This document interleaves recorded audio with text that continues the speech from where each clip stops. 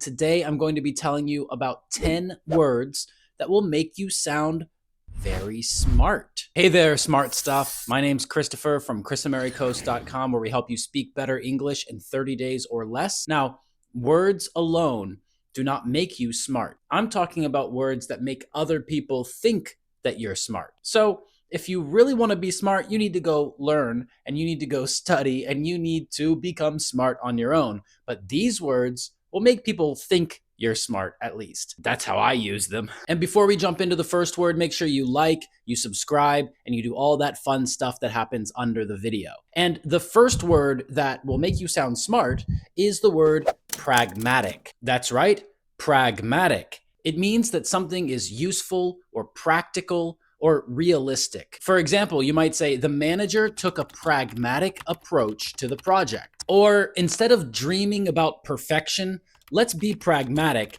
and finish the task. Or you might say something like, she gave me some really pragmatic advice. So pragmatic is the first word on our list. And you know what? A lot of the words on this list are words that English speakers learn when they go to college or university. And that's the reason they think they sound smart. But another important thing to understand about smart words is that people don't use them as frequently as the other words that aren't smart. So when you're learning English as a foreign language, you shouldn't use these words all the time, especially in regular conversations, because it will sound strange or it will sound like you're speaking in a formal register. And if you use too many of these kinds of words in many sentences all together in a regular conversation, then it will sound too formal. It will sound a little bit strange to people who you're speaking with. Now let's move on to word number 2, which is ambivalent. We use this word to describe when someone has mixed feelings about something. They like it, but they also don't like it. It's good, but it's also bad. And the prefix of this word, ambi, means both. So it's when you have both feelings at the same time. You might say, he felt ambivalent about moving to a new city. Have you ever moved to a new city? It's both exciting and stressful at the same time. Or you might say, I'm ambivalent about this movie. The story is great, but the acting isn't so good. Or we could say, she's ambivalent about the party. She's looking forward to seeing her old friends, but she's nervous about meeting new people. Try to use this word yourself. Write a comment under this video and tell me something that you're ambivalent about. And now let's move on to word number 3, which is cognizant. Cognizant means aware or mindful. It means you're thinking about this, you have this in your mind. So you could say the teacher is cognizant of different students' learning styles. Or we should be cognizant of the timeline so we don't miss the deadline. Or maybe he's always cognizant of his team's hard work and he thanks them regularly. Now, if you're learning English, you've probably studied with a lot of different teachers. And I think it's really important for an English teacher to be cognizant of how they speak. And not just how they speak, but the level at which they speak. And that's why not all native speakers are great teachers. It takes time and training and practice to level your language when you're speaking to people. And when I make these videos, I try to keep them at an intermediate level usually.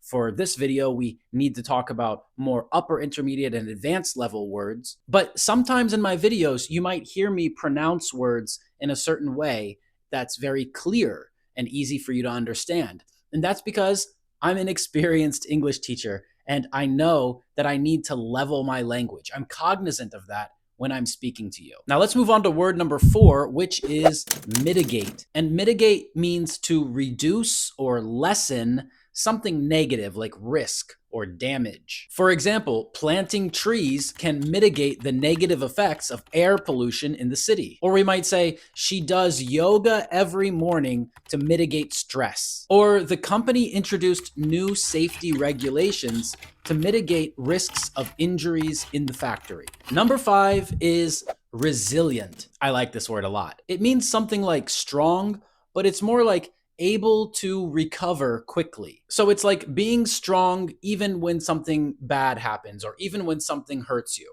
For example, after losing the match, the team was resilient and trained harder for the match next week. Or we could say the economy is resilient and it's starting to recover from the financial crisis. Or despite the criticism, she remained resilient and continued working on the project. When you're learning a foreign language, you need to be resilient because when you first start learning the language, you make a lot of mistakes. And those mistakes can teach you a lot of important lessons. If you focus on not making any mistakes ever, then you're not actually learning as much as you could if you made more mistakes. Part of learning a language is making mistakes and staying strong while you make those mistakes. You have to be resilient. Word number 6 is unprecedented, which means it's never been seen before or it's never been done before. It's something very new or it's breaking a record. So you might say the scientist discovered an unprecedented species of fish, a completely new species. Or you might say the company's growth this year has been unprecedented. It means that it grew a lot more than ever before. Or you could also say the storm caused unprecedented damage. The damage was greater than ever before. Unprecedented is an adjective from the noun precedent. If someone sets a precedent, it means that they've set a rule. And this rule might not be an official rule, but it's a rule that now everyone follows. We especially use the word precedent in legal English. And you should be careful not to mistake precedent with president. The next word is one you don't hear so often, but it's definitely an advanced word and it sounds very smart. This word is ineffable. And ineffable means too great for words, especially when you're speaking very emotionally. Like, his gratitude for their support was ineffable, bringing tears to his eyes during the speech. Or the view from the mountain was ineffable. We stood there in silence. Or you might say, the joy of holding her newborn baby was ineffable. She couldn't fully describe it. Word number 8 is juxtapose. And I know that sounds like, what, Chris? Like, nobody says that word. When would you ever use that word? Well, I actually like to use that word. To juxtapose means to place things side by side so that you can compare and contrast them. Like the chef juxtaposed sweet and spicy flavors to create a unique dish. Or the museum juxtaposed old paintings with modern sculptures. Or you might say, her speech juxtaposed stories of struggle with moments of hope. So yeah, juxtapose, one of my favorite words. The next word is altruistic. And this might be similar in your language, so you might already know what this means. If someone is altruistic, it means they selflessly care about other people. Like his altruistic decision to donate his salary to charity surprised his coworkers. Or she spent the weekends volunteering at an animal shelter, showing her altruistic nature. Or you might say, the doctor's altruistic work in poor communities earned him an award. And that brings us to word number 10. Can you believe that? 10 smart sounding words. You probably sound really smart right now. So word number 10 is paradigm. And if you see it on the screen, if you see someone write this word, then it looks like paradigm. But we don't pronounce the G. The G is silent. It's pronounced paradigm. And a paradigm is a model or a pattern, and we usually use this when things are changing. So we might say, after COVID, working from home became the new paradigm. Or we might say, the school adopted a paradigm of hands-on learning. Or you could say, this app represents a paradigm shift in productivity. Now, if there's one thing you take away from this video, other than the 10 words, I want it to be that you can sound smart by using smart words, even if you're not smart. And knowing English doesn't make you smart.